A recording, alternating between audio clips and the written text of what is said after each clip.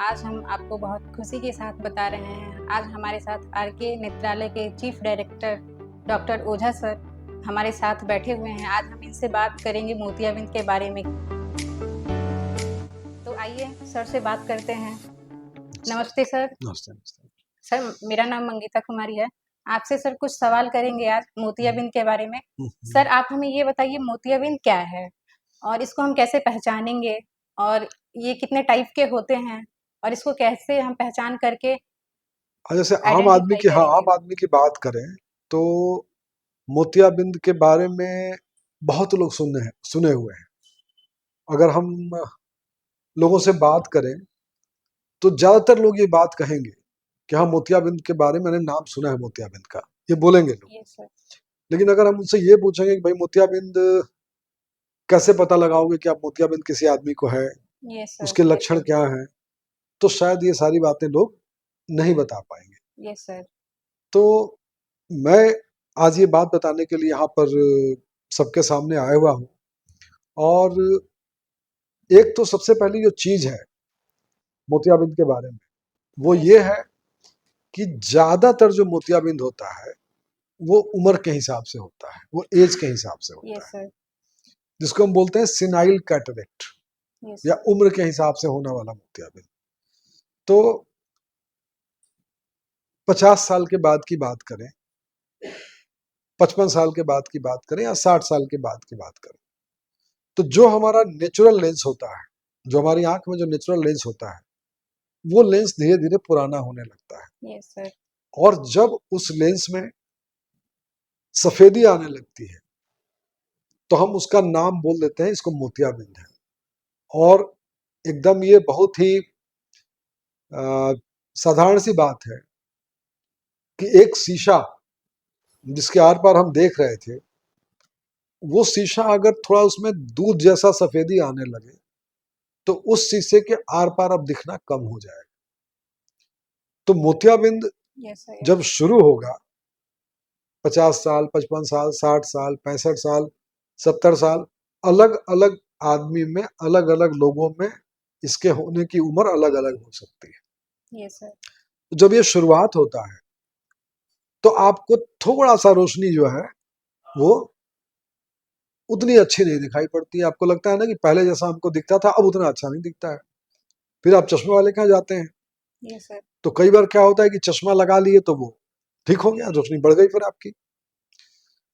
कई बार ऐसा होता है कि जब मोतियाबिंद थोड़ा सा और बढ़ जाता है तो चश्मा लगाने के बाद भी, किसी भी तरह का चश्मा लगाने पे, कोई भी नंबर लगा देने पे आपको साफ नहीं दिखता है। Yes sir. वैसी स्थिति में आपको ऑप्टोमेट्रिस्ट क्या बोलता है, चश्मे की दुकान वाला या यस सर। ऑप्टोमेट्रिस्ट जो आपको देखता है वो बोलता है कि भाई ऐसा है कि आप अब जा करके अपने डॉक्टर से चेकअप कराइए डिटेल। या तो लोग पहले ही डॉक्टर के पास, जब रोशनी कम होती है डॉक्टर के पास चले जाते हैं। यस तो सर। मोतियाबिंद की पहली पहचान ये है कि आपको दिखाई पड़ना, क्वालिटी ऑफ विजन पहले कम होता है। क्वांटिटी ऑफ विजन तो बहुत ज्यादा कम नहीं होगा एकाएक, यस सर। लेकिन क्वालिटी ऑफ विजन आपका कम हो जाएगा। Yes sir. जो पहले अच्छा दिखता था वो अब उतना अच्छा नहीं दिखाई देगा। Yes sir.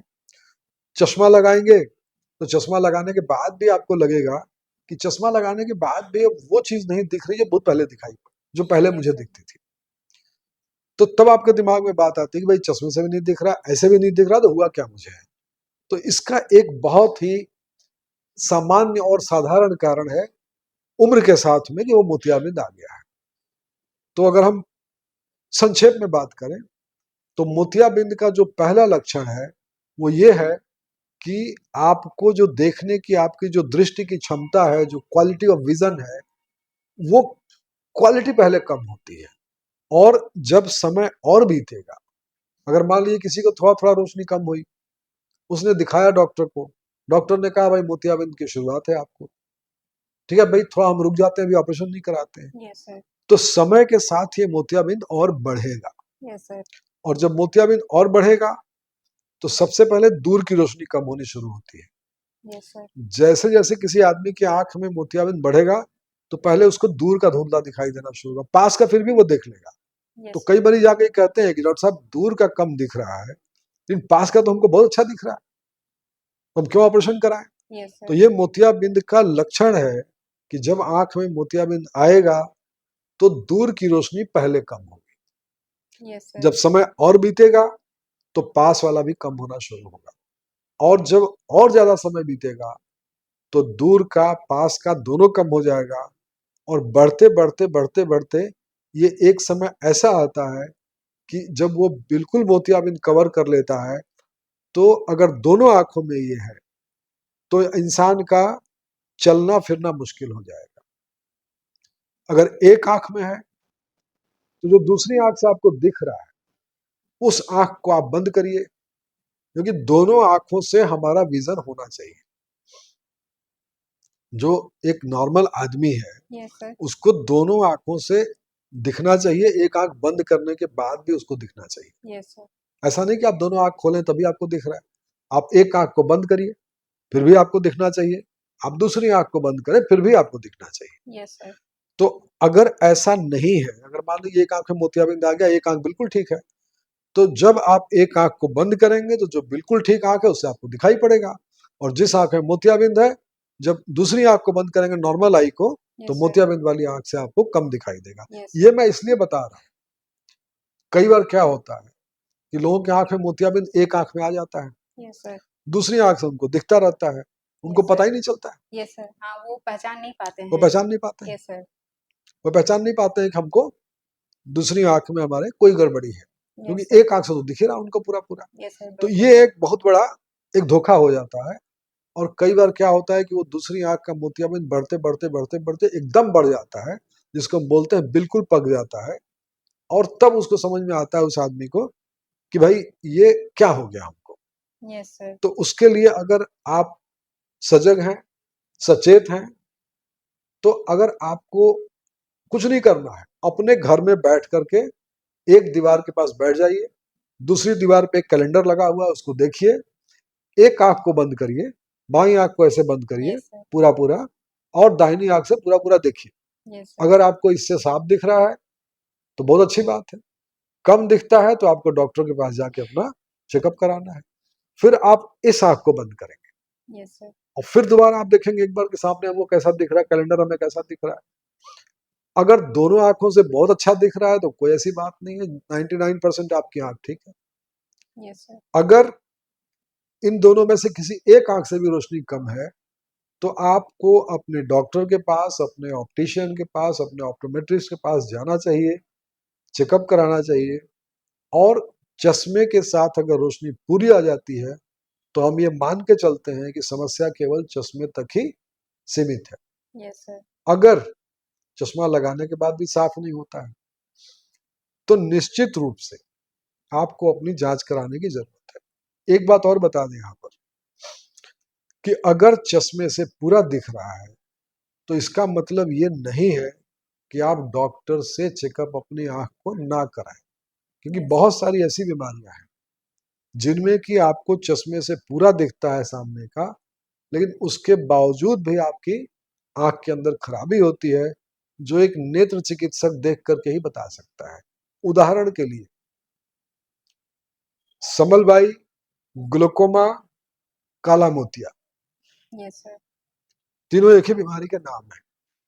ये सब अलग अलग टाइप्स हैं मोतियाबिंद के सर? नहीं, बिल्कुल नहीं, ये दूसरी बीमारी है। Yes sir. काला मोतिया, ग्लूकोमा या समलबाई, ये एक दूसरी बीमारी है, ये बिल्कुल मोतियाबिंद नहीं है। Yes sir. इसका जिक्र मैं यहाँ पर इसलिए कर रहा हूं कि जो हमें साफ दिख रहा है, तो समलबाई में, काला मोतिया में या ग्लूकोमा में सामने जो हमें दिखाई पड़ता है, सीधा जो दिखाई पड़ता है, वो रोशनी अगर 6/6 भी है तो भी हमारी आंख में ये बीमारी काला मोतिया, समलबाई या ग्लूकोमा हो सकता है। Yes sir. क्यों हो सकता है? क्योंकि ग्लूकोमा में या काला मोतिया में या समलबाई में सबसे पहले जो रोशनी जाना शुरू होती है वो किनारे की रोशनी जाना शुरू होती है, वो बीचों बीच की रोशनी नहीं जाती है। तो पेशेंट को पता कैसे चलेगा? यस जब सर। उसको सामने 6/6 दिख ही रहा है, उसको कोई समस्या नहीं है, यस सर। तो उसको पता कैसे चले? उसको लगा हमको सब अच्छा दिख ही रहा है। यस सर, कैसे पहचान करेंगे यही तो तो? जब उसका फील्ड ऑफ विजन कम होता है, यस सर। ग्लूकोमा की बात मैं सिर्फ यहाँ इसलिए कर रहा हूँ कि अगर आपको पूरा दिखता है तो भी ये मत मान के चलिए, और अगर आपकी उम्र एक सर्टेन 30 साल 35 साल के ऊपर है तो भी आपको नॉर्मल स्टेटस में भी आपको अपनी आंखों का चेकअप कराने की, रूटीन चेकअप कराने की भी आवश्यकता होती है। आप घर में देख लीजिए, यस सर। आप चेकअप कर लीजिए, लेकिन ये जरूरी है। हम लोग फिर से लौटते हैं मोतियाबिंद के बारे में। Yes sir. तो हमने ये मोतियाबिंद के बारे में बताया कि जब मोतियाबिंद शुरू होगा तो सबसे पहले रोशनी की क्वालिटी कम होगी, यस अच्छा सर। नहीं दिखेगा। Yes sir. चश्मा लगाएंगे तो हो सकता है ठीक दिख जाए, और हो सकता है चश्मा लगाने के बाद भी ठीक ना दिखे। Yes sir. तो ऐसी परिस्थिति में आप अपनी जांच करा लें। आपका जो डॉक्टर है, नेत्र चिकित्सक है, वो देखेगा, आपको तुरंत बता देगा कि आपको मोतियाबिंद है, कितना है, और ये आपके काम में चश्मा लेने के बाद अगर रुकावट नहीं डालता है तो आप अपनी जरूरत के हिसाब से आप इंतजार कर सकते हैं। यस तो सर। लक्षण ये हुआ कि रोशनी आपकी कम होगी, पहले क्वालिटी कम होगी, फिर क्वांटिटी कम होगी, और जब उसको आप और छोड़ देंगे तो कवर करते करते वो बिल्कुल कवर कर लेगा और आपको कुछ भी नहीं दिखाई देगा। तो यस ये सर। हमारे मोतियाबिंद के सामान्य लक्षण है। Yes sir. एक चीज और यहाँ जानने की है कि सामान्यतया, जैसे मैंने बताया कि मोतियाबिंद उम्र के हिसाब से ही होता है सामान्यतया। अगर हम यस सर। बात करें तो जितने मोतियाबिंद इस दुनिया में है उसके 60-70% मोतियाबिंद जो होते हैं, या 70% है, थोड़े ज्यादा ही मोतियाबिंद में मान के चलूं, तो वो उम्र के हिसाब से होते हैं। Yes sir. तो उम्र के हिसाब से जब मोतियाबिंद आता है तो वो एक आंख में आता है और साथ साथ दूसरे में भी उसकी शुरुआत हो जाती है। अक्सर ये पाया जाता है यस सर। कि एक आंख में शुरू हुआ, मरीज ने 6 महीने 4 महीने इंतजार किया, तो 4-6 महीने बाद दूसरी आंख में भी थोड़ा थोड़ा आने शुरू लगा। हो जाता है। Yes sir. तो ये उम्र के हिसाब से होने वाले मोतियाबिंद का लक्षण है कि सामान्यतया ये दोनों आंखों में होता है। तो ये शुरुआती लक्षण है मोतियाबिंद के। अभी क्या होगा कि मोतियाबिंद शुरू होगा तो चांद आप देखोगे, आप चंद्रमा देख रहे हो उसमें आसमान में, यस सर। तो चंद्रमा क्या होगा कि वो एक चंद्रमा कई टुकड़े में टूट जाएगा, यस सर। वो 2-3 दिखने लगेगा, अगल बगल दिखने लगेगा। तो ये भी एक मोतियाबिंद की पहचान है। Yes sir. या कोई लाइट आप देख रहे हैं, आप स्ट्रीट लाइट पे जा रहे हैं, गाड़ी चला रहे हैं, आप कोई लाइट देख रहे हैं, तो वो लाइट भी थोड़ी फैलने लगे। Yes sir. लाइट होता है ना, पॉइंट पॉइंट लाइट होती है, एक बल्ब जल रहा है तो छोटा सा बल्ब दिखाई दे रहा है, जब मोतियाबिंद वाला आदमी उसको देखता है तो वो बल्ब जो है फैल जाता है। तो ये भी मोतियाबिंद का लक्षण है। Yes sir. तो ये चीजें मोतियाबिंद के, अगर कोई आपके घर में ऐसा बुजुर्ग आदमी है जो कि आपको ये बताता है भाई मुझे जितना पहले दिखता था उतना अब नहीं दिख रहा है, या वो कहता है कि मैं चंद्रमा देखता हूँ आसमान में तो चंद्रमा टुकड़े टुकड़े हो जाता है, एक की जगह 4 चांद दिखाई पड़ता है मुझे, या बोलता है कि सड़क पे हम चलते हैं, गाड़ी चलाते हैं, तो हम बाहर की जो लाइटें होती हैं, स्ट्रीट लाइट है, सामने से जो गाड़ी आती है उस गाड़ी की लाइट हमको फैल जाती है। तो यस इसका सर। मतलब है कि उस आदमी को अपनी आंख की जांच कराने की आवश्यकता है। Yes sir. ये मोतियाबिंद के लक्षण है।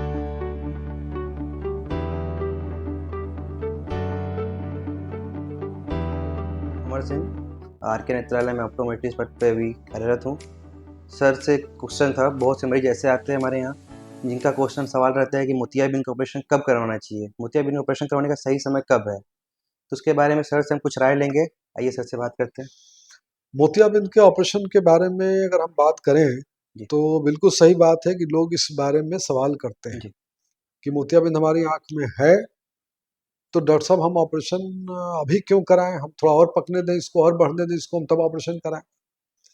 तो इस बारे में मुझे ये बताना बहुत जरूरी है अपने दर्शकों को कि जब मोतियाबिंद की वजह से आपको दिखाई देना कम हो जाता है तो आप अपनी आंखों की जांच करा के ये जरूर कंफर्म कर लीजिए कि आपकी आंख में केवल मोतियाबिंद है या उसमें रोशनी की नस में कोई कमी है, या आंख के पर्दे में कोई खराबी है।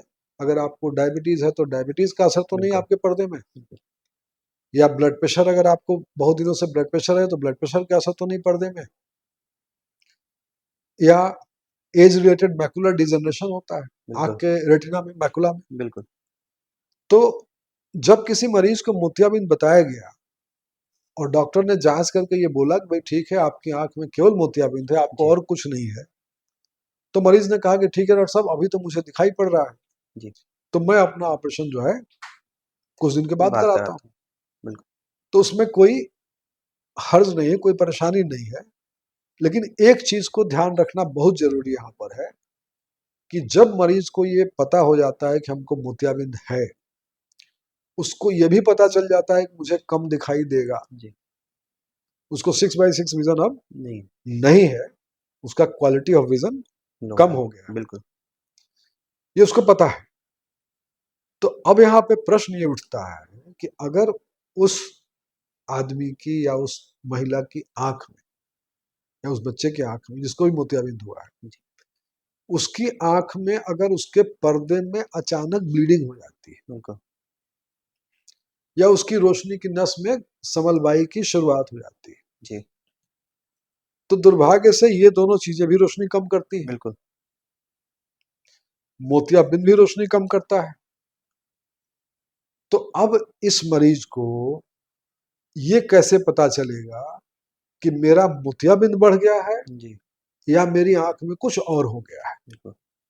तो जब मोतियाबिंद आपकी आंख में आ जाता है तो आपको या तो उसका ऑपरेशन करा लेना चाहिए या आपको 3 महीने 4 महीने पे अपने डॉक्टर के पास जाइए, जी। या घर में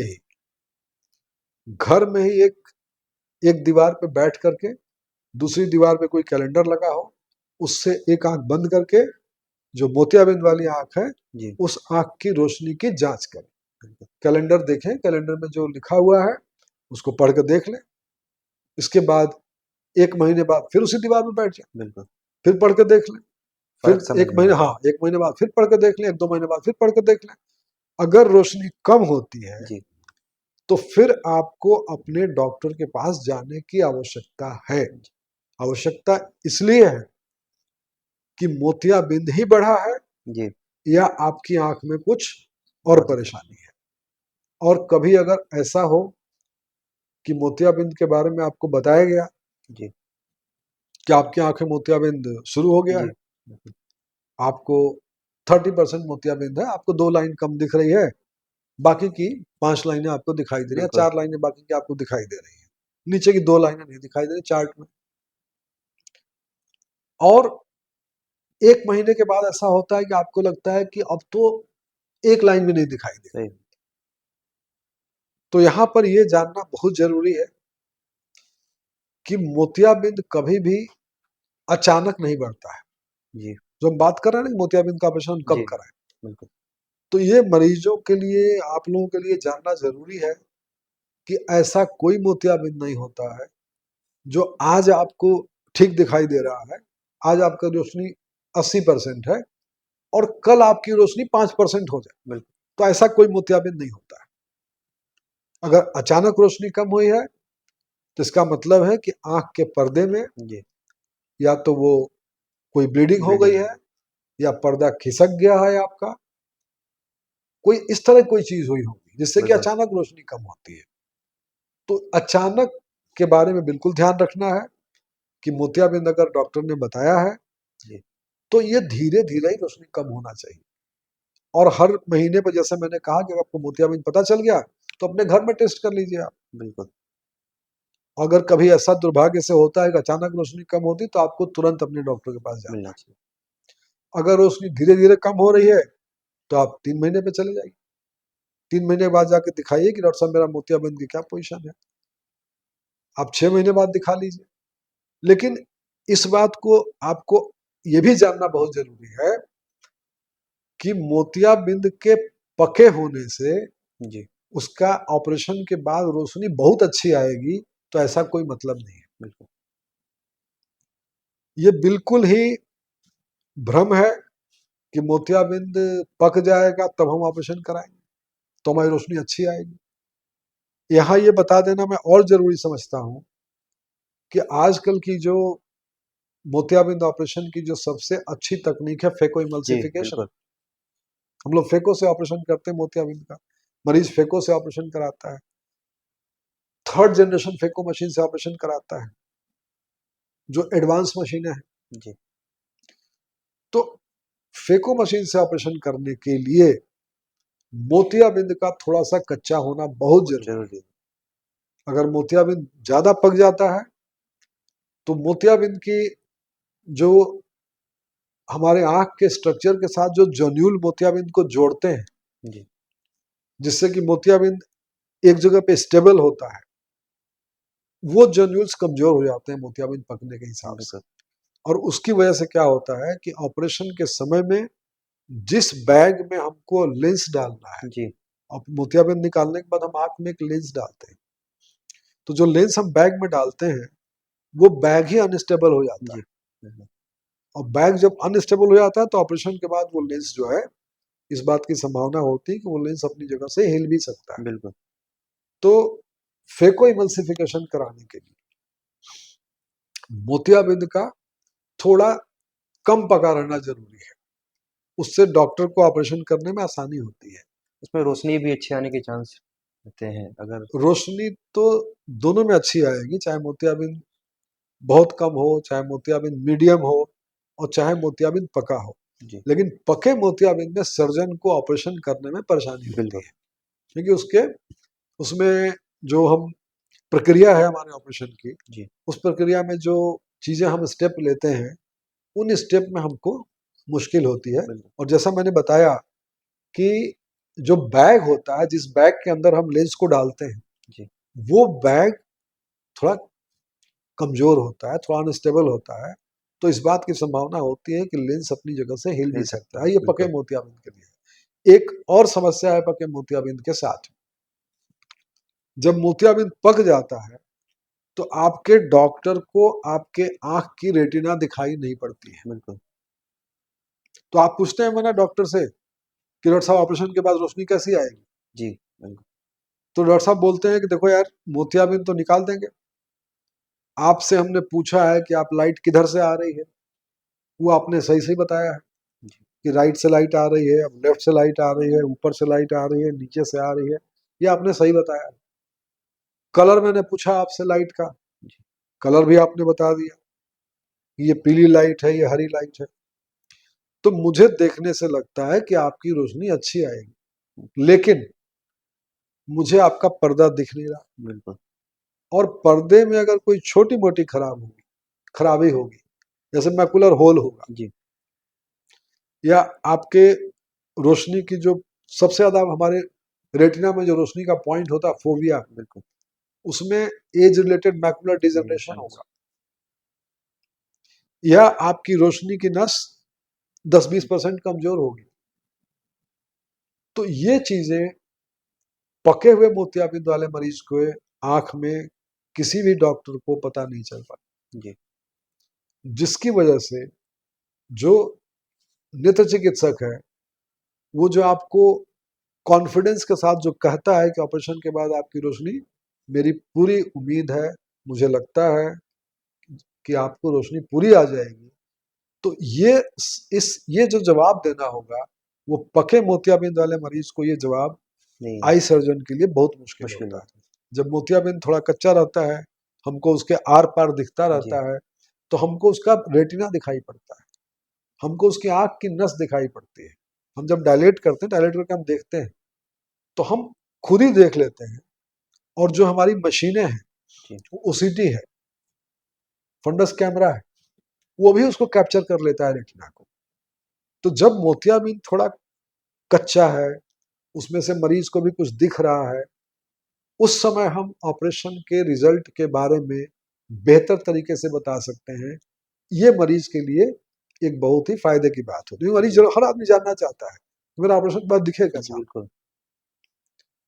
तो ऑपरेशन के बाद जो प्रिडिक्शन है, या जो आपको बताया जाता है कि डॉक्टर की तरफ से कि भाई आपको कैसा रिजल्ट आएगा, अगर उस रिजल्ट के बारे में आप ज्यादा आश्वस्त होना चाहते हैं, तो आप अपने मोतियाबिंद को बिल्कुल पकने, एकदम ज्यादा पकने या पकने मत दीजिए, एकदम अपनी आंख को बिल्कुल ब्लाइंड मत होने दीजिए, क्योंकि उस समय आपका डॉक्टर आपको किसी भी तरह हालत में रेटिना के बारे में ज्यादा भरोसे के साथ नहीं बता पाएगा। बिल्कुल। तो बात आखिरकार निकल के क्या आई कि ऑपरेशन हम कब कराएं। जी तो तो अगर मोतियाबिंद आपकी आंख में आ गया है तो सबसे पहली जो लाइन है, वो सबसे पहला जो क्राइटेरिया है ऑपरेशन का, जी वो ये है कि जिसकी आंख में मोतियाबिंद आ रहा है उस आदमी की दिनचर्या क्या है। जी बिल्कुल। अगर वो डॉक्टर है, अगर वो इंजीनियर है, अगर वो पायलट है, अगर वो ट्रेन का ड्राइवर है, अगर वो टैक्सी ड्राइवर है, अगर वो वकील है, तो उसको बहुत जरूरत है उसकी आंख की। जी उसको छोटे छोटे अक्षर देखने की जरूरत है, उसको क्लियर देखने की जरूरत है। बिल्कुल। हवाई जहाज उड़ाना है, ट्रेन चलाना है, तो क्लियर देखना है। तो इनके लिए जब आपको लगे कि मेरे कार्य में असुविधा हो रही है, जो मैं रोज काम करता हूँ, जो मैं ड्यूटी करता हूँ, उस काम में मुझे अब अच्छा नहीं लग रहा, मुझे बिल्कुल दिक्कत हो रही है, तो वो आपका समय है आपको ऑपरेशन कराने कराने का। का बिल्कुल। अब अगर मान लीजिए कोई आदमी रिटायर्ड आदमी है, कोई काम नहीं कर रहा है, पढ़ाई लिखाई भी ज्यादा नहीं है, जी आप गांव में रहते हैं, आप बैठे हुए, तो आपकी मर्जी, आपका कोई काम तो रुक नहीं रहा। बिल्कुल। आपके लिए समस्या तभी पैदा होगी जब आपका मोतियाबिंद ज्यादा पक जाएगा, जी पकने के बाद वो बस्ट कर जाए, बस्ट कर जाए तो आपको पेन होगा, रोशनी की संभावना कम हो जाएगी। बिल्कुल। तो उस स्टेज में मोतियाबिंद को आने मत दीजिए। लेकिन अगर थोड़ा दिखते दिखते में ऑपरेशन करा लें, जी जिसके पास की काम नहीं है, वो उसको भी थोड़ा दिखते दिखते में ऑपरेशन कराना चाहिए, कि जिससे कि थोड़ा प्रिडिक्शन जो डॉक्टर है अच्छा कर सके। बिल्कुल। और जिन लोगों का जरूरी काम है, जिनके पास की बहुत सेंसिटिव वर्क है, उनको अपने काम में अगर दिक्कत हो रही है तो उनके लिए ऑपरेशन मोतियाबिंद कराने का वही टाइम सही है। बिल्कुल। इसके बाद एक और भ्रांति आती है। जी वो भ्रांति क्या आती है कि हमने एक आंख का ऑपरेशन करा लिया, जी बिल्कुल। तो लोग कहते हैं कि हम एक आंख का ऑपरेशन अभी कराए हैं, अब दूसरे आंख का हम 1 साल बाद कराएंगे ना, डॉक्टर जी साहब 1 साल बाद कराए ना। क्या नहीं भाई, 1 साल बाद तो मैं क्यों 1 साल बाद कराओगे आप? क्या नहीं डॉक्टर साहब, लोग तो यही कहते हैं कि एक हो गया इस साल, अब अगले साल दूसरा कराएंगे। जी तो इसमें मेरा ये कहना है कि इस बात का कोई वैज्ञानिक आधार नहीं है। आपकी एक आंख में ऑपरेशन होता है, वो ठीक हो जाता है, तो ठीक होने के बाद आप 1 हफ्ते, 2 हफ्ते, 1 महीने इंतजार कर लीजिए, जी 2 महीने इंतजार कर लीजिए, 3 महीने इंतजार कर लीजिए, लेकिन उसके बाद इंतजार करने कोई मतलब नहीं है। जी आइडियली तरीके से 48 घंटे के बाद अपने दूसरी आंख का ऑपरेशन आप करा सकते करा सकते हैं। हैं। बिल्कुल। 48 घंटे में पहली आंख के बारे में काफी कुछ आइडिया लग जाती है। जी थोड़ा और सहूलियत आप चाहते हैं तो 1 हफ्ते रुक जाइए, लेकिन 1 हफ्ते के बाद रुकने का ऐसा कोई कारण नहीं है कि आप दूसरी आंख के ऑपरेशन को लेट कर सकते आगे हैं। न बढ़ाएं। बिल्कुल। तो ये एक चीज, ये 2-3 चीजों को हम लोग अगर समरी में बोले आपको कि हम मोतियाबिंद का ऑपरेशन हम कब कराएं, तो पहली चीज है कि अगर आपके कार्य में, आपकी दिनचर्या में कोई भी रुकावट आती है, कोई भी उसमें आपको लगता है कोई कमी है, कोई आपको असुविधा हो रही है, तो आप अपने मोतियाबिंद का ऑपरेशन कराइए। बिल्कुल मत सोचिए कि मोतियाबिंद कच्चा है, पका है, ज्यादा है, कम है, उसका कोई मतलब नहीं है। बिल्कुल। आजकल बहुत अच्छे अच्छे लेंसेज उपलब्ध हैं, आर्टिफिशियल लेंसेज जो लगते हैं, इंट्राऑकुलर लेंसेज, उन लेंसेज से आप अपने विजन को फिर से इम्प्रूव कर सकते हैं। पाते हैं। सारी दुनिया में मोतियाबिंद का ऑपरेशन हो रहा है, और जो जी मोतियाबिंद के ऑपरेशन का जो सफलता का रेट है, वो सफलता का जो प्रतिशत है, वो अच्छे अस्पतालों में बिल्कुल। 99.98 है, 99.97 है। मतलब इस तरह का रेट है कि 10,000 में मरीज जो है, वो 2-3 मरीजों को दिक्कत हो जी सकती है, बाकी सक्सेस रेट इतना है। तो जब काम में असुविधा हो, आप ऑपरेशन करा सकते हैं। दूसरी चीज कि अगर आपका मोतियाबिंद थोड़ा थोड़ा आपको दिखता रहे, अगर आपको मोतियाबिंद बताया गया है और किसी कारणवश आप ऑपरेशन नहीं करा पा रहे हैं, तो इतना जरूर ध्यान रखिए कि जी कुछ ना कुछ दिखता रहे, उसी समय ऑपरेशन करा लीजिए, जिससे कि आपके डॉक्टर आपको ऑपरेशन के पहले ही ये बता सकें कि आपका ऑपरेशन के बाद रिजल्ट कैसा बिल्कुल। आएगा, कैसा आपको दिखेगा। तीसरी चीज कि अगर कोई मोतियाबिंद पक ही गया, मान लीजिए बाई द वे, जी तो पकने के बाद भी कुछ लोग इंतजार करते रहते हैं, जी तो इसका कोई औचित्य नहीं है। मोतियाबिंद के ऑपरेशन की सफलता जैसे मैंने बताया बहुत अच्छी है, तो जी ये स्थिति न आने दें, और अगर आ गई है तो उसको जल्दी से जल्दी ऑपरेशन करा लें, इसमें कहीं कोई दिक्कत नहीं है।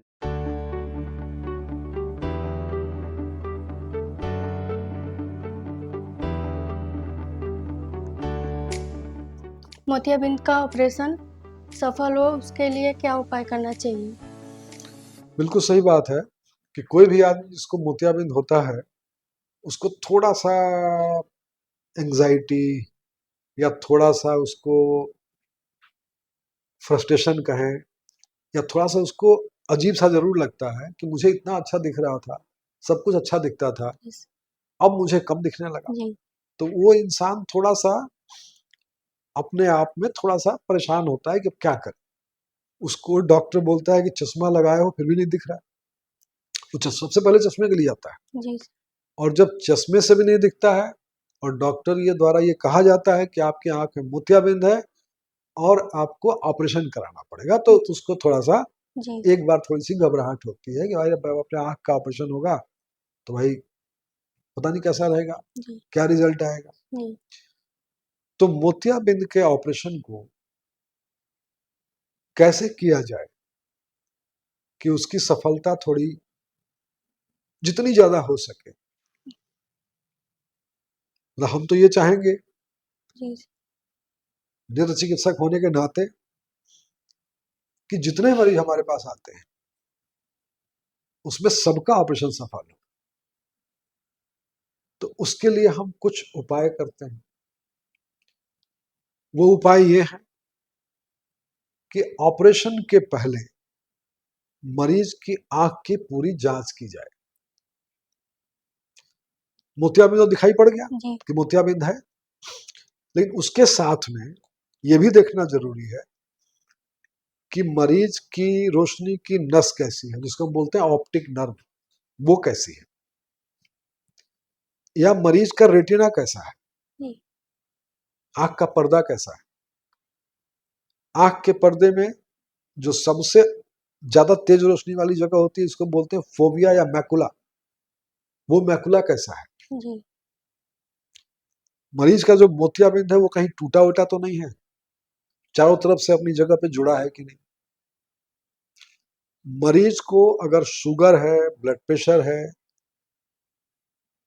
हार्ट का पेशेंट है मरीज, प्रोस्टेट की दवा खाता है मरीज, जी तो इन सारी चीजों का भी ऑपरेशन पे फर्क पड़ता है। जी तो जब कोई मरीज हमारे पास आता है और वो कहता है कि साहब हमको मोतियाबिंद है, मेरा ऑपरेशन कर दीजिए, तो सबसे पहले हम लोग उसको पूरी थॉरो जांच करते हैं। जी भाई सब मोतियाबिंद के अलावा इसकी आंख में और कोई बीमारी तो नहीं है।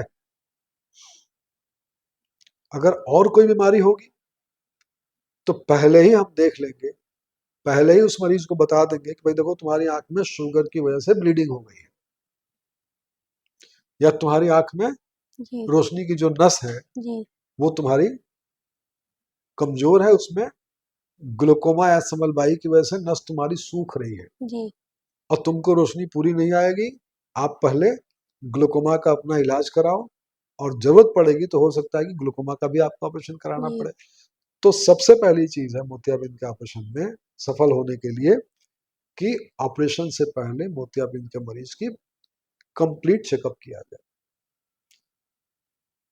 देख करके ये निश्चित कर लिया जाए कि आंख में मोतियाबिंद के अलावा और कोई बीमारी नहीं है।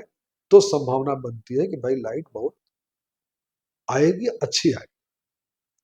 इसके बाद जो हम ये भी देखते हैं कि आंख में एक बीमारी होती है डेक्रोसिस्टाइटिस, जिससे आंख में कीचड़ पानी आता है। तो इसका नाम मैं स्पेसिफिकली इसलिए ले रहा हूं कि अगर आंख में डेक्रोसिस्टाइटिस है या मरीज के आंख से लगातार पानी गिर रहा है और कीचड़ भी आ रहा है, इन्फेक्शन बराबर बना हुआ है, तो मरीज को पहले डेक्रोसिस्टाइटिस या आंख से जो कीचड़ पानी आ रहा है उसका इलाज करना होगा। उसके बाद तब मोतियाबिंद का ऑपरेशन करना जी होगा, नहीं तो उसमें आंख में ऑपरेशन के समय में बाद में इन्फेक्शन हो जाता है। इसके बाद तीसरी बात है कि मरीज की, अगर बुजुर्ग मरीज है तो एक छोटी सी उसकी जांच उसके फिजिशियन से, अगर मरीज को जी शुगर है, हार्ट की प्रॉब्लम है, प्रोस्टेट की प्रॉब्लम, जो भी प्रॉब्लम है, तो उसके फिजिशियन से बात करके एक कोशिश करना चाहिए कि फिटनेस मिल जाए। जी वही ठीक है, ऑपरेशन करने के लिए हमारा मरीज फिट है, ओके तो उससे आप थोड़ा सा एक आश्वस्त हो जाते हैं कि मरीज आपका थोड़ा फिट है कराने के लिए, और ऑपरेशन थिएटर में इसको हम ले जी सकते हैं। उसके बाद आप लेंस की, उसके लिए आप लेंस देखते हो जी कि हम इसके लिए लेंस क्या लगाए। लेंस का कैलकुलेशन आप, उसके पैरामीटर्स हैं, और मरीज की अपनी डिजायर है, उसकी अपनी इच्छा है, वो जैसा लेंस लगवा ले, मोनोफोकल लगवा ले, मल्टीफोकल लगवा ले, एडॉफ लगवा ले, इसकी सुटेबिलिटी डॉक्टर तय कर लेता है कि इसको जी क्या लेंस लगेगा। इसके बाद जो महत्वपूर्ण चीज है वो ये है कि ऑपरेशन से पहले उसकी आंख में जो ड्रॉप्स वगैरह डालने हैं वो सही तरीके से पड़ जाए। जिस ऑपरेशन थिएटर में ऑपरेशन हो रहा है वो ऑपरेशन थिएटर जो है अपना जी सारी जो मशीनें हैं वहाँ की, जो ऑपरेशन के इंस्ट्रूमेंट हैं, जो ऑपरेशन थिएटर का एटमॉस्फेयर है, वो अपना जी मानकों के अनुरूप वो हो जाए। इसके बाद एक और महत्वपूर्ण चीज आती है कि अगर किसी कारण से ऑपरेशन में कोई दिक्कत होती है जी तो उसके लिए आपके पास उसको मैनेज करने का पहले से ही उपाय होना चाहिए। जैसे अगर मान लीजिए कि फेको इमल्सिफिकेशन ऑपरेशन के दौरान किसी कारण से मरीज का मोतियाबिंद टूट करके रेटिना पे चला गया, जी जो कि हो सकता है, किसी भी सर्जन से हो सकता है, किसी भी डॉक्टर से हो सकता है, जी तो उसमें कोई बहुत ज्यादा घबराने या छिपाने की जरूरत नहीं है। हो गया तो रेटिना के डॉक्टर को पेशेंट को रेफर करना पड़ता है, और रेटिना के डॉक्टर उस लेंस को वहां से निकाल लेते हैं। जी निकालने के बाद फिर जो लेंस प्रत्यारोपण करना होता है, आईओ लगाना होता है, आईओ लगा देते हैं। जी और इसमें जरूरी ये है कि अगर जिसको हम बोलते हैं न्यूक्लियस ड्रॉप या कैटरेक्ट गिर गया नीचे पर्दे में, पूरा निकल नहीं पाया मशीन से, तो इसमें खाली ध्यान इतना ही देना है कि अगर ऐसा कुछ होता है तो रेटिना के किसी भी अच्छे डॉक्टर के पास पेशेंट को रेफर करना चाहिए। जी जितनी जल्दी हो सके उतनी जल्दी रेफर कर देना चाहिए कि वो काम अब इंटीरियर सेगमेंट सर्जन नहीं कर सकता है, और जब तक कि वो रेटिना के लिए भी ट्रेंड ना हो। जी अगर एक ही डॉक्टर दोनों चीज के लिए ट्रेंड है तो बात अलग है, लेकिन अगर आप रेटिना के लिए ट्रेंड नहीं है तो, और आपके केस में अगर किसी कारण से ऑपरेशन के समय में मोतियाबिंद नीचे गिर गया, तो आपको पेशेंट को अपना जो भी क्लोज करके उसको मेंटेन करके रेटिना के डॉक्टर को रेफर करना चाहिए। और जब रेटिना का डॉक्टर उसको ठीक तरीके से अपना मैनेज कर लेता है तो ऐसी कोई मुश्किल नहीं है, इस मरीज की भी रोशनी अच्छी आती है, जी इसमें कोई समस्या नहीं होती है। एक ऑपरेशन के बाद एक और समस्या आती है, कभी कभी आती है, बहुत रेयर होती है लेकिन बहुत डेंजरस होती है, जिसको हम लोग बोलते हैं आंख के अंदर इन्फेक्शन हो गया या एंडोप्थेल्माइटिस हो गया। तो एंडोप्थेल्माइटिस में भी यही बात है कि अगर एंडोप्थेल्माइटिस हुई, जैसे पेशेंट को ऑपरेशन हुआ, उसको दिखना अच्छा शुरू हो गया, जी एक दिन अच्छा दिखा, 2 दिन अच्छा दिखा, तीसरे दिन से रोशनी कम हो गई, या 4 दिन अच्छा दिखा, 5वें दिन से रोशनी कम हो गई, आंख में दर्द होने लगा, आंख लाल हो गई, तो जितनी जल्दी इसका मैनेजमेंट किया जाएगा और साथ में रेटिना के डॉक्टर का कंसल्टेशन लिया जाएगा, क्योंकि अगर एंडोप्थेल्माइटिस कंफर्म हो गया तो ये हो सकता है कि आंख में इंजेक्शन तुरंत लगाना पड़े, और अगर इंजेक्शन से फायदा 48 घंटे 24 घंटे के अंदर नहीं हो रहा है जी तो विट्रेक्टमी करके उसका ऑपरेशन एंडोप्थेल्माइटिस का करना पड़े। जी और ये प्रक्रिया काफी सफल है। अगर रेटिना के डॉक्टर के पास मरीज चला जाता है तो एक सर्टेन समय के, अगर सही समय में चला गया है तो विट्रेक्टमी करने के बाद, आंख के अंदर एंटीबायोटिक डाल देने के बाद काफी कुछ अच्छा रिजल्ट आता है। जी समस्या तब खड़ी होती है जब मोतियाबिंद का ऑपरेशन हुआ, मरीज को 1 दिन 2 दिन दिखा या बिल्कुल नहीं दिखा, और दर्द हो रहा है, और उसकी पहचान नहीं हो पा रही, उसकी डायग्नोसिस नहीं हो पा रही है, क्योंकि डायग्नोसिस नहीं होगी कि एंडोप्थेल्माइटिस हो गया है, पहचान नहीं होगी, तो फिर उसमें मरीज को नुकसान होने की संभावना बढ़ जाती है। उसके आंख के अंदर के जो टिश्यू होते हैं वो डैमेज होने लगते हैं बहुत तेजी से। जी तो एंडोप्थेल्माइटिस एक ऐसी चीज है, एक ऐसी बीमारी है ऑपरेशन के बाद, मोतियाबिंद के ऑपरेशन के बाद, जिसमें कि सही डायग्नोसिस और समय से आंख के अंदर इंजेक्शन लगाने वाला, जी वो इंजेक्शन मोतियाबिंद के जो ऑपरेशन करते हैं डॉक्टर वो भी लगाते हैं, और रेटिना के डॉक्टर तो लगाते ही लगाते हैं। जी और अगर इंजेक्शन से फायदा नहीं हुआ तो जितनी जल्दी हो सके उतनी जल्दी विट्रेक्टमी करके उसको अंदर के पस को निकाल दिया जाए, इन्फेक्शन को निकाल दिया जाए, उसमें जो उचित एंटीबायोटिक आते हैं उनको डाल दिया जाए, जी तो काफी कुछ मरीजों की रोशनी इसमें से बच जाती है। जी कहने का मतलब ये हुआ कि एक तो ऑपरेशन के पहले, मोतियाबिंद के ऑपरेशन के पहले की जांच थॉरो होनी चाहिए। दूसरे, ऑपरेशन के समय में आप जो मशीनें आपकी हैं, सर्जन का जो एक्सपीरियंस है जी वो काम आता है। और तीसरी चीज है कि अगर ऑपरेशन के बाद कोई कॉम्प्लिकेशन होता है तो उसको जितनी जल्दी हो सके उसको पता करके, और उसके लिए जो स्पेशलिस्ट होता है, यहाँ पे मैं एक बात और बताऊंगा, कभी कभी कॉर्नियल डिकम्पेंसेशन भी हो जाता है मोतियाबिंद का ऑपरेशन के बाद। मोतियाबिंद का ऑपरेशन के बाद जो काली वाली पुतली है वो सूज जाती है, उसमें स्वेलिंग हो जाती है, मरीज को साफ नहीं दिखाई पड़ता है। लेंस अपनी जगह पर ठीक लगा हुआ है, ऑपरेशन भी अच्छा हो गया है, मोतियाबिंद निकल गया है, लेकिन कॉर्निया जो है वो हेजी हो गया है, धुंधला है, साफ नहीं हो रहा। जी तो इस परिस्थिति में corneal transplant, partial corneal transplant या डिसेक है, तो डिसेक कर देने से, डीएल के डाल कर देने से ये पेशेंट आपका सही हो जाता है। तो मोतियाबिंद के ऑपरेशन में अगर सफलता बढ़ानी है, सफलता का प्रतिशत बढ़ाना है, तो सबसे पहले ऑपरेशन के पहले की जांच जरूरी है। जी जांच पड़ताल अच्छे से हो जाए, सारी कुछ चीजें पता चल जाए, भाई कैसा मरीज है, करने के लायक है कि नहीं है, जी फिटनेस प्रॉपर है कि नहीं है। ऑपरेशन के समय में जो मशीनें हैं, जो लेंस है, जो डॉक्टर की स्किल है, जी जो उसको फॉलो करना है।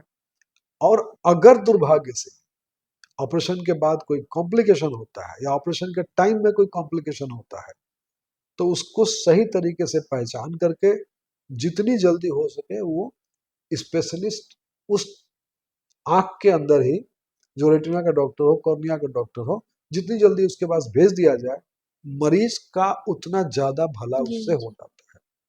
तो ये सफलता, अगर मोतियाबिंद में आप सफलता के प्रतिशत को बढ़ाना चाहते हैं, हम ये चाहते हैं कि ज्यादा से ज्यादा मरीजों को अच्छी रोशनी आए, सफलता उनको मिले, तो हमें इन चीजों का ध्यान रखना पड़ता है।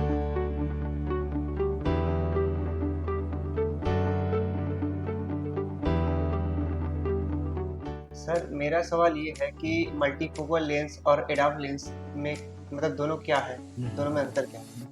जैसे आजकल क्या है ना कि जैसे पहले मोतियाबिंद का ऑपरेशन हुआ करता था, हम लोग जब, मैं अपनी बात करूं तो मैं 1987 में मैंने मास्टर ऑफ सर्जरी किया था बनारस हिंदू यूनिवर्सिटी से, institute of medical sciences Banaras Hindu university से मैंने 1987 में master of surgery in ophthalmology की डिग्री ली थी। जी सर। तो उस समय जो ऑपरेशन हुआ करता था वो ऑपरेशन केवल मोतियाबिंद का ऑपरेशन हुआ करता, उसमें लेंस भी नहीं लगता था, जी सर। या लेंस लगना जस्ट शुरू हुआ था। अब क्या है आज की डेट में कि अब बहुत सारी टेक्निक की वजह से लेंसेज आ गए हैं। पहले का मरीज जो ऑपरेशन कराता था उसकी उम्मीद होती थी कि हम रास्ता चल लें। जब 80 के दशक में मरीज ऑपरेशन कराता था तो उसकी इच्छा होती थी कि हम रास्ता चल लें, चश्मा हमको मोटा लग जाएगा, 10 नंबर का चश्मा लग जाएगा, हम लोगों को देख सकें, रास्ता चल सकें। अब वो ये नहीं सोचा था कि हम गाड़ी चलाएंगे, हम स्कूटर चलाएंगे, हम कार चलाएंगे, जी सर। ये कभी नहीं सोचा था।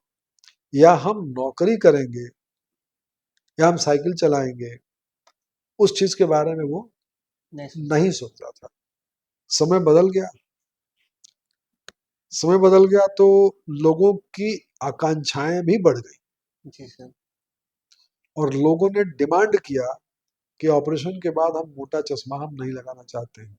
जी सर। या संयोग की बात है कि एक जगह ऑपरेशन हो रहा था, इंग्लैंड में एक जगह ऑपरेशन हो रहा था मोतियाबिंद का, और वहां पे डॉक्टर ने मोतियाबिंद निकाल दिया उसमें से, और मोतियाबिंद निकालने के बाद जैसा आमतौर पे होता था, उन्होंने घाव को बंद करना शुरू कर दिया।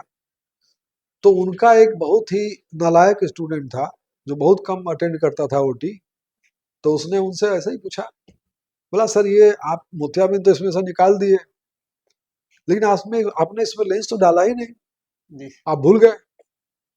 तो उस समय तो लेंस पड़ता ही नहीं था, तो तरीके से तो उसको डांट पड़नी चाहिए थी कि तुमको यही नहीं पता है कि इसमें और कुछ नहीं डालना है, इसमें खाली तो लेंस निकाले, ऊपर से चश्मा नहीं लगाएगा। लेकिन हेरोल्ड रिडले जो डॉक्टर साहब थे जो ऑपरेशन कर रहे थे, उन्होंने सोचा हाँ यार ये बात तो लड़का सही कर रहा है, भले नालायक हो, यस भले ध्यान न देता हो, आना जाना न करना हो, लेकिन इसने बात तो बोली है कि इसमें क्यों ना हम एक लेंस डालने के बारे में सोचें। तो जी फिर उन्होंने अपने इंजीनियर दोस्तों से, जो ऑप्टिकल के लोग थे, इंजीनियर्स थे, उनसे बोला कि यार आंख के में से हम जो लेंस निकाल दिया हमने मरीज का मोतियाबिंद होने की वजह से, उसकी जगह पे हमारा जो ओरिजिनल लेंस आंख में होता है, शीशे की तरह सफेद होता है, तो उस तरह की कोई चीज बना दो जो हम आंख के अंदर डाल दें, जी उस मटेरियल का ऐसा मटेरियल बना दो जो आंख के अंदर लग सके। और इस बात से इंजीनियरों ने मटेरियल ढूंढना शुरू किया। जब मटेरियल ढूंढना शुरू किया तो ढूंढते ढूंढते ढूंढते ढूंढते एक मटेरियल मिला जो आंख के अंदर बहुत दिनों तक रहता था और आंख में कोई नुकसान नहीं पहुंचाता था। उसका नाम था PMMA, पॉलीमिथाइल मेथैक्रिलेट। तो पता कैसे चला लोगों को कि PMMA आंख के अंदर रह के भी नुकसान नहीं करता है, आंख उसको एक्सेप्ट कर लेती है, आंख उसको रिएक्ट नहीं करती है। भाई आंख के अंदर हम कोई चीज घुसा दें, हम शीशे का लेंस लगा दें, हम ना इसका एक्रिलिक का लेंस लगा दें, हम किसी नायलॉन का लेंस लगा दें, जी हम किसी से लेंस लगा सकते हैं ना। जी तो ये पीएमए को क्यों लगाया गया? तो पीएमए को लगाने के पीछे कहानी ये थी कि वर्ल्ड वार सेकेंड, जो सेकेंड वर्ल्ड वार था, उसमें जो जहाजों पे बम्बार्डमेंट हुए, शिप्स पे लड़ाई में जो बम्बार्डमेंट हुआ, उसमें कुछ मटेरियल पीएमए के मटेरियल थे जिसमें कि बम्बार्डिंग हुई और वो मटेरियल टूट करके कुछ सेलर्स के, कुछ सिपाहियों की आंख के अंदर घुस गया, और घुस गया तो अंदर चला गया आंख के अंदर। तो वो अपना पेशेंट आके दिखाता था, वो अपनी आंख को दिखाता था, यार हमारी आंख में कोई दिक्कत है, कोई अपनी नॉर्मल आंख के चेकअप के लिए गया, तो डॉक्टर्स ने देखा कि उसकी आंख में पीएमए का पीस पड़ा हुआ है, लेकिन उसको कोई परेशानी नहीं है, वो वैसे ही चुपचाप पड़ा हुआ है, जी उसको पेशेंट को भी कोई परेशानी नहीं है, पेशेंट नॉर्मल चेकअप के लिए आ रहा है। फॉर्चुनेटली वो पीएमएमए का जो टुकड़ा था वो रोशनी के सामने फील्ड में नहीं था, साइड में था। लेकिन एक बात ये तय हो गई कि पीएमएमए जो है वो आंख के अंदर रह सकता है। भाई लड़ाई हुई 1939 से लेकर 45 के बीच में वर्ल्ड वार हुआ, और हेरोल्ड रिडले ने 80 के दशक में ये बात उठाई कि कोई लेंस बनाओ भाई। तो 30-35 साल के बाद उस आंख में जो पीएमए पड़ा हुआ था, फिर भी वो आंख शांत थी।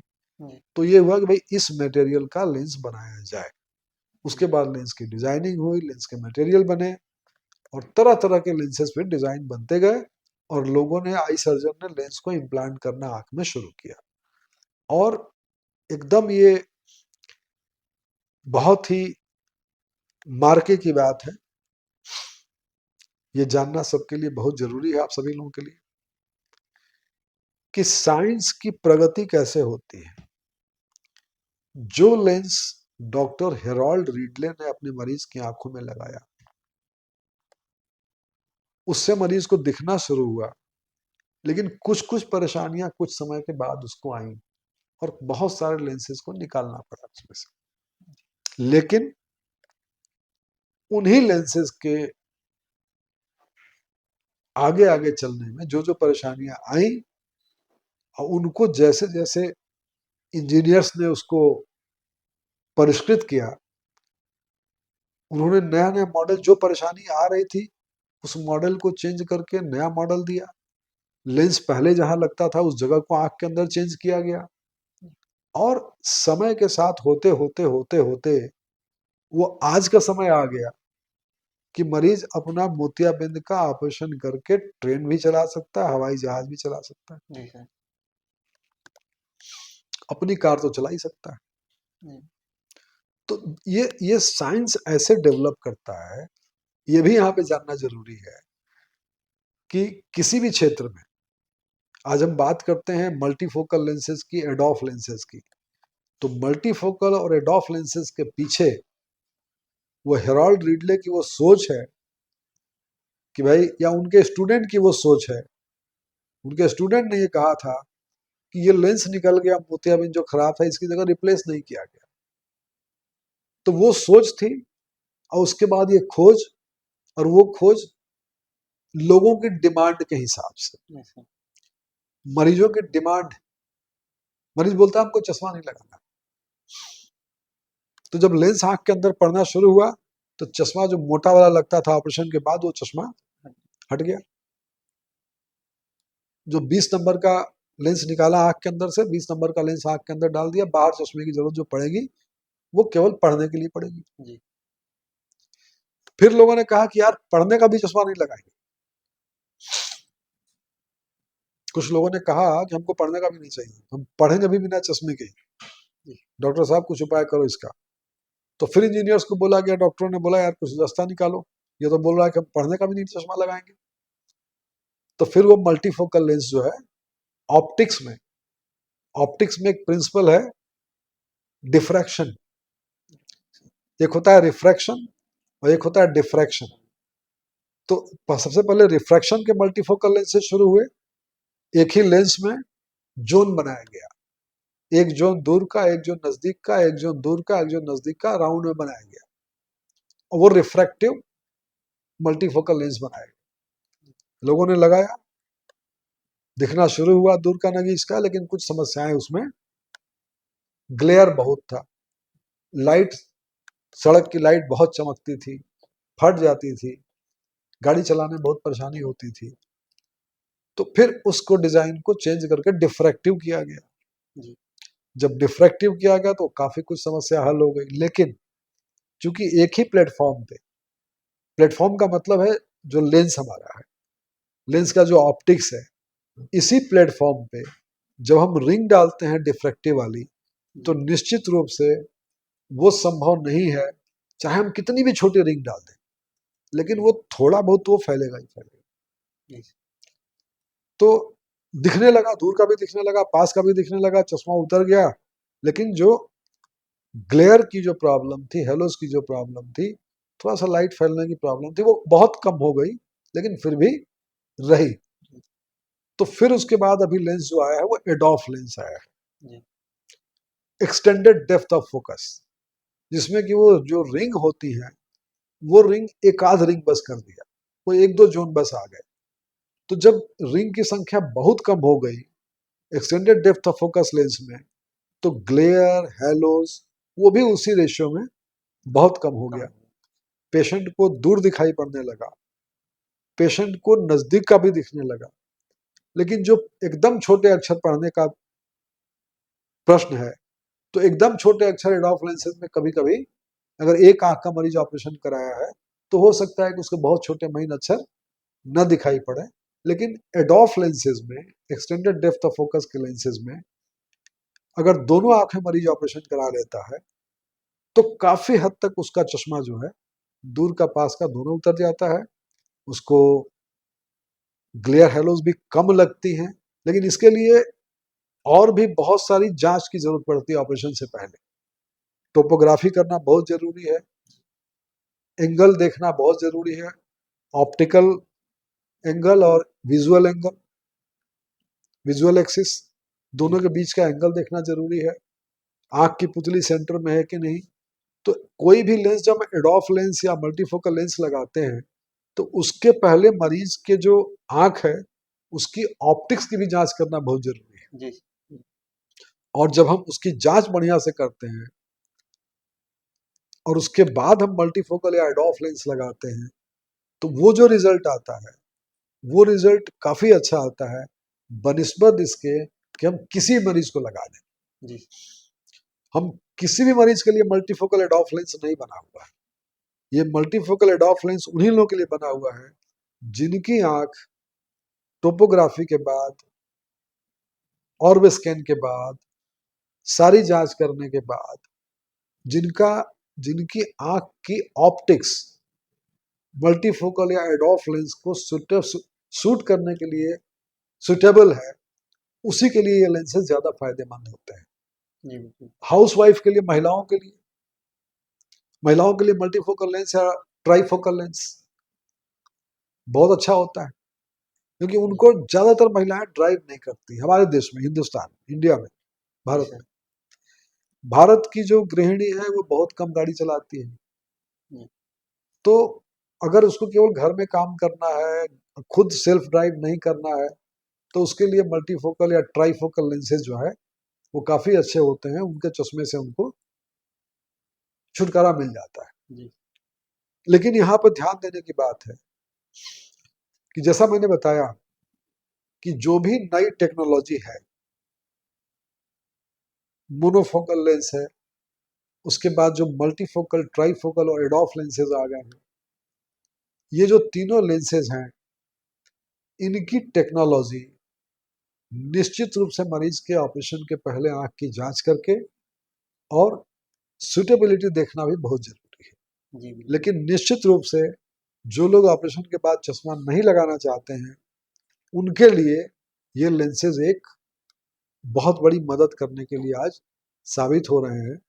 और बहुत सारे ऐसे प्रोफेशन हैं, जैसे कोई स्क्रीन एक्टर है, जैसे जिसको फिल्म एक्टिंग करना है, या इसको ड्रामा थिएटर में भाग ले रहा है, या जो स्विमिंग पूल में डाइवर है, या कोई इस तरह काम है जहाँ फॉग बहुत ज़्यादा है, तो उस तरह के लोगों के लिए ये मल्टीफोकल लेंसेज या एडॉफ लेंसेज या ट्राईफोकल लेंसेज एक महत्वपूर्ण रोल निभाते हैं, जी बशर्ते कि ऑपरेशन से पहले जो नेत्र चिकित्सक है वो आंखों की पूरी जांच कर ले और ये देख ले कि इस मरीज को किस हद तक ये लेंस सूट करेगा और मरीज की ड्राइविंग कितनी है, ड्राइविंग रिक्वायरमेंट्स कितनी है। तो मेरे ख्याल से जो मल्टीफोकल और एडॉफ लेंसेज हैं, उनका एक अच्छा रोल है आज ऑपरेशन के बाद, मोतियाबिंद के ऑपरेशन के बाद। लेकिन उसमें थोड़ा सा डॉक्टर का और उसके पहले की जांच का भी महत्वपूर्ण रोल है, उसकी जांच करने की जरूरत होती है, तो रिजल्ट और अच्छा आता है। जी ऐसे भी रिजल्ट अच्छा आता है, लेकिन जब आप अच्छे से जांच करते हैं, जो जरूरत की ऑप्टिकल की जो रिक्वायरमेंट्स हैं ऑप्टिक्स की, उनको पूरा कर लेते हैं आप, तो आपका रिजल्ट और अच्छा आता है। तो आज हम लोगों ने मोतियाबिंद के बारे में काफी चर्चा कर ली, जी सर। और हम लोगों ने ये बात की कि मोतियाबिंद होने के लक्षण क्या हैं। इसके बाद हम लोगों ने ये बात किया कि मोतियाबिंद के ऑपरेशन को हम कैसे सफल कैसे बनाएं, सबसे ज़्यादा सफल करें। जी और फिर हम लोगों ने मोतियाबिंद हम लोग किस स्टेज में कराएं, हम मोतियाबिंद को जब हमारी आंख में आता है तो हमको ऑपरेशन कब कराना चाहिए, जी सर। हम जल्दी कराएं, हम देर से कराएं, हम बहुत देर से कराएं। उसके पीछे हम लोगों ने बताया कि भाई क्या रीज़न है, क्यों ऐसा होना चाहिए। और आखिरी में ये बात आई कि मोनोफोकल लेंस के अलावा और क्या क्या ऑप्शन अवेलेबल है आज मरीजों के लिए। तो उसमें मल्टीफोकल भी है, बाईफोकल, इसको मल्टीफोकल बाईफोकल एक ही होता है, ट्राईफोकल लेंस होता है और एडॉफ लेंस होता है। तो ये सारे ऑप्शन हमारे पास अवेलेबल हैं, और सबके साथ में एक बात याद करने की बात है कि सब कुछ एक तरफ है, और आपके डॉक्टर की जो एक्सपर्टाइज है, आपके डॉक्टर की जो आंखों की, आपके डॉक्टर का जो दिमाग है, आपके डॉक्टर का जो डिसीजन है, वो हर हालत में, और उसके साथ जो टेक्नोलॉजी वो यूज़ करते हैं, जितनी अच्छी टेक्नोलॉजी यूज़ करेंगे उतना अच्छा आपके लिए रिजल्ट आएगा। इसी के साथ हम लोग अपना ये आज का जो हमारा मोतियाबिंद के जो हमारा जो संदेश है आप लोगों के लिए, हम अपना ख़त्म करते हैं और हम ये उम्मीद करते हैं कि जो कुछ भी हमने बोला है उससे अगर आपको कोई भी लाभ होता है, कोई फ़ायदा होता है, आपको कुछ भी अपने अपने खुद के या अपने दोस्तों के या अपने रिश्तेदारों के ऑपरेशन में अगर आपको हमारी सलाह से कोई मदद मिलता है तो ज़रूर हमको फीडबैक दें, ज़रूर हमको हमारे यूट्यूब चैनल पे इस बारे में हमको जानकारी दें कि इससे आपको लाभ हुआ है। हम जल्दी ही आँख की दूसरी बीमारियों के बारे में या मोतियाबिंद की बीमारी के, मोतियाबिंद के ऑपरेशन के दूसरे आयाम के बारे में, दूसरे विषय के बारे में आपके साथ हम फिर सामने आएंगे और चर्चा अपनी जारी रखेंगे। मैं अपने साथ के सभी सहयोगियों को बहुत बहुत धन्यवाद देता हूँ, हिमांशु को, अमर को, मंगीता को और करिश्मा को, कि आप लोगों ने और हमारे साथ में जो इस वीडियो की रिकॉर्डिंग कर रहे हैं, जिन्होंने इसको बनाया है, इसको बनाने में हमारी मदद कर रहे हैं, आप सभी लोगों को मैं बहुत बहुत धन्यवाद देता हूं। और मैं उम्मीद करता हूं कि हम सबका ये प्रयास हमारे मरीजों के लिए लाभकारी होगा। बहुत बहुत धन्यवाद। नमस्कार।